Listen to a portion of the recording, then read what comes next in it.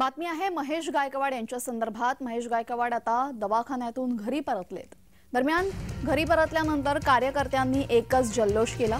कल्याण पूर्वेमध्ये महेश गायकवाड यांच्या परतण्यामुळे मोठा जल्लोष आणि उत्साह बघायला मिळाला।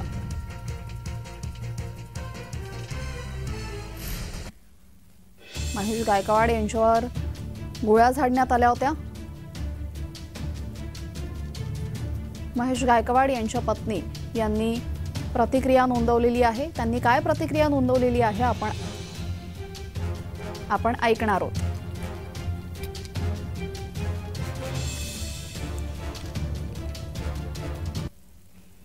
तर महेश गायकवाड यांच्या पत्नी यांनी सुद्धा प्रतिक्रिया नोंदवलेली आहे। पाहूयात त्या काय म्हणाल्यात।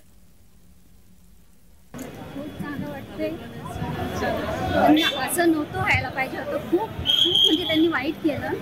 असं दुसऱ्यांसोबत पण कधी असं हवं नाही। सरकारकडे काय मागणी असेल?